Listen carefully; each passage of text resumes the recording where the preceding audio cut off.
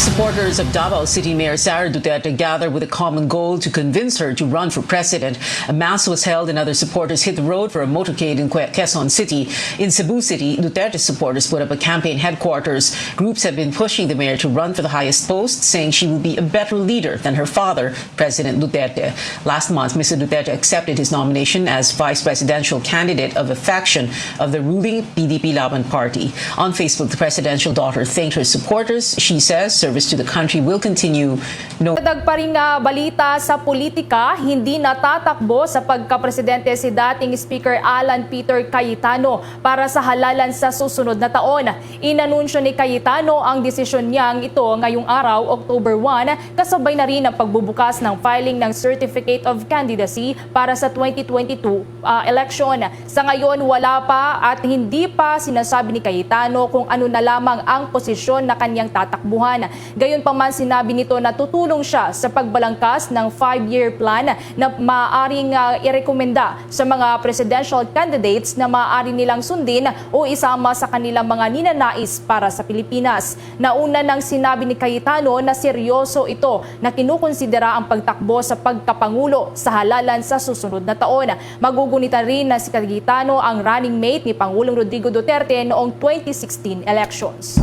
Samantala naman, kinampirma ngayon ng kampo ni Vice President Robredo ang pag-transfer ng kanyang voter registration mula sa Naga City, Camarines Sur, patungo ng Magaraw, Camarines Sur. Ayon sa spokesperson ni Robredo na ang naging hakbang ng Vice President ay bilang napasunod na rin daw sa abiso ng kanyang legal team. Paliwanag pa ng kampo ni Vice President, nais lamang daw ng pangalawang Pangulo na maging consistent dahil sa doon naman talaga sa nabanggit na lugar ang kanyang actual residence. Kung malala, ilang mga lokal na opisyal na rin sa Camarines Sur ang nanawagan kay Robredo na tumakbo na lamang bilang gobernadora sa 2022 elections. Gitaman itong si Atty. Gutierrez na wala pang desisyon ang pangalawang Pangulo kung tatakbo pa sa gubernatorial position. Bilang sa ngayon, pinag-isipan pa rin daw kung tatakbo ba talaga sa mas mataas na posisyon o bilang presidente ng Pilipinas ang pangalawang Pangulo.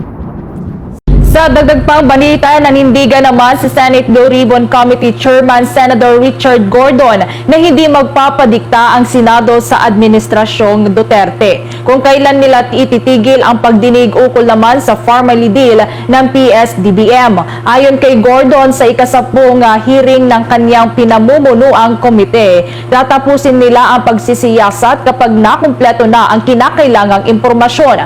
Wala umanong problema kung aabutin man ito ng pagbabalik ng Panginoon. Para kay Gordon, hindi dapat ipinagtatanggol ng Pangulo ang kanyang mga nagsisinungaling na mga resource persons sa Senate inquiry. Kundi pareha na rito ang karagdagang pahayag ni Senator Richard Gordon. Some people equivocate, some people try to skirt the questions that are being asked and rather haltingly or hide behind the mask of confusion when the questions are clear. In the meantime, we go along with our hearing, and this is the 10th hearing practically, and we will go on to Kingdom Come until we go, because we are still practically in the beginning, and we're still on Farmali, and there's a lot more to be done. Yan ang karagdagang pahayag ni Senator Richard Gordon, ang siyang Senate Blue Ribbon Committee Chairman. President Duterte makes new moves against the Senate as it probes controversial government purchases amid the pandemic. Trisha Tarad has more about the chief executive's latest directives. President Duterte orders the police and military to ignore directives from the Senate to arrest resource speakers cited in contempt in the ongoing investigation into the purchase of medical supplies for COVID-19 response. The president is furious as he accuses Senator Richard Gordon of recklessly holding government officials in contempt, although so far only family officials have been cited in contempt in the recent Senate inquiry. Mr. Duterte also took offense at the lack of certainty as to when the hearing would end. And we will go on to Kingdom Come until we go, because we are still practically in the beginning. The chief executive warns of a possible constitutional crisis, and he points the finger at Gordon. Kayong mga senador, you might be offended by my words now. Yung kasama ninyo, sabihan ninyo. Pag hindi rin kayo makaprangka, gusto ninyong sumali sa rumble, di mag-rumble tayo. Then I said there will be a constitutional crisis.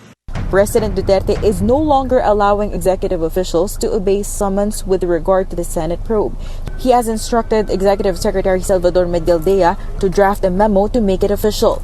The chief executive says cabinet secretaries have wasted so much time attending the hearing with no end in sight. He wants them to just focus on the COVID-19 response. So this time, I will castrate you. Yun lang, Dick. Tulog ka na. And prepare tomorrow. Because tomorrow, you will be one of those impotent by your making an impotent worker of government. Presidential spokesperson Harry Roque says there's a legal basis for the president's directive. It is already tantamount to grave abuse of discretion. It no longer is in aid of election. It is a witch hunt. It is a persecution. It is in aid of election. The president also warns Gordon that the government will be filing a malversation case against him. Trisha Terada, CNN Philippines. Reacting to the president's directive, Senate President Tito Soto says cabinet members may only be requested to appear based on the Constitution. Soto adds respect towards a co-equal branch of government is still alive, at least on the part of the Senate. Senator Kiko Pangilinan calls it a desperate attempt at a cover-up. He says the president's order is futile because the truth can be uncovered even without cabinet officials, noting that shocking testimonies have come from citizens. Mga kabombo Kasar Nation, sa balita sa politika, abay sa iba't ibang dapon ng bansa ay buhos nga rin ang unang araw pa lamang ng Certificate of Candidacy filing. Kaugnay pa rin ang paghahanda rin para naman sa general elections para sa taong 2022. Doon naman sa mga national positions, ilang mga personalidad kasama yung tinatawag ng mga nuisance candidates abay bida rin sa unang araw ng filing ng Certificate of Candidacy. Nasa lungsod ng Pasay si Bombo Gerald Olip. Bombo Elmar, Bombo Everly, kahit natapos na itong filing ng Certificate of Candidacy dito sa unang araw ng paghahain ay bantay sarado pa rin itong area dito sa may PICC nitong PNP. Nasa likod natin itong mga truck ng PNP na nagbabantay sa seguridad sa paligid ng Sofitel Hotel kung saan ginanap itong filing ng COC ngayong araw, day 1. So, ngayong day 1 nasa 6 na kandidato sa pagka-presidente itong nag-file ng COC, 3 dito naman sa pagka-vice-presidente at 15 sa pagka-senador. At nasa 18 naman itong naghain ng COC para naman sa party list group. Ang nauna nga kaninang naghain ng COC ay walang iba kundi itong si Presidential si Senator Manny Pacquiao na tatakbo bilang Pangulo ng Bansa at ang kanyang Vice President na si Representative Lito Atienza. So far, ang mga tatakbong senador, itong mga matutunog o yung mga sikat na mga senador na dati na rin naging senador itong mga ito, yung mga naghain, kinabibilangan ni na dating Senator Loren Legarda na siyang nanguna naman ng paghain ng COC dito sa pagkasenador. Sumunod si dating Senator Chis Escudero, maging itong si Senator Risa Hontiveros. Kabilang sa mga naghain ng COC para sa pagka-vice-presidente si Alexander Lage na nagpakilalang radio commentator. Tumakbo raw ito na vice-presidente para naman maresolba ang problema sa kahirapan at masawata itong korupsyon sa ating pamahalaan. Pakinggan natin itong kanyang pananalita kanina, itong kanyang speech dito pa rin sa Commission on Elections. Ako po ay kumakandidato mga kababayan ko bilang ikalawang Pangulo sa ating Republika ng Pilipinas. Hindi para sumikat, hindi para maging tanyag o mayroon gagawing sa sariling kapakanan. By the way po, ako po pala ang namumuno o kasalukuyang 2 term na po ng Philippine Green Republican Party mula noong 2015 at up to present time po. Para po makatulong sa ating sambayanan para maiwasan at maresolbahan at matulukan ang dalawang problema ng ating bansa. Ano po yon? Poverty and corruption.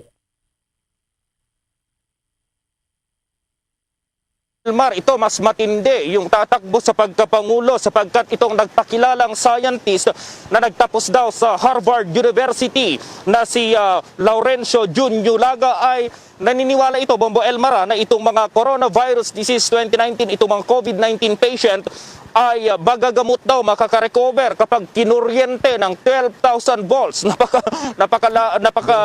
Napakalakas.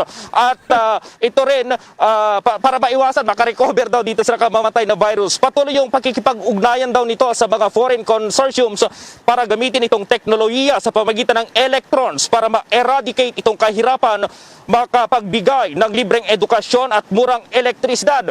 Ito pa, Bombo Elmar, baka ito yung hinihintay ng mga kababahihan sa kakalalakihan ngayon. Ipinanukala nito na pwede raw i-convert bilang perfume itong ihi ng isang lalaki, habang itong ihi naman ng mga babae pwede raw gamiting fertilizer o pataba. Pakinggan natin itong pahayag ni Laurencio Jun Yulaga na tumatakbong pagka-presidente.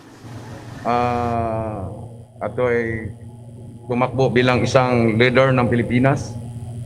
Nakikita ko kasi ay parang hopeless na ang ating bansa. Kaya ako ay tumatakbo dahil dito. Ipaglaban natin ang ating bansa at solusyonan natin ang bansa na problema sa Pilipinas. Kaya mga Pilipino, dapat huwag kayong magalala. Nandito ako. Solusyonan natin lahat ng problema sa Pilipinas. Thank you. I'm Dr. Laurencio Yulaga from Harvard University graduate. So marami pa akong pinagdanan. Maraming salamat po. So yan, Bombo Elmar, itong mga plataforma nitong dalawang tumatakbo sa presidente sa kapag vice-presidente. Dahil dyan, Bombo Elmar, ay nagpahayag itong COMELEC na yung mga naghain ng mga COC ay bubusisihin ng maigi yung kanilang mga COC para malaman kung sila nga ay talagang pwedeng tumakbo or sila yung ikinokonsiderang nuisance candidate. Sinabi ni COMELEC spokesperson James Jimenez na dadaan sa mabusising at masusing pagbusisi at pagsala itong bawat kandidato na naghain ng kanilang COC para matukoy nga kung sino-sino sa kanila ang maituturing na nuisance candidate. Kabilang na rito nga itong umaray doktor at abogado na si Jose Montemayor, maging ang dating miyembro ng Navy SEAL na si Lysander Ordones, itong si Dave Aguila na mga independent presidential candidate. Naging maayos naman itong unang araw ng filing ng COC, bagamat mayroong ilang naghain na kailangang paalalahanan dahil hindi na papanatili itong social distancing. Narito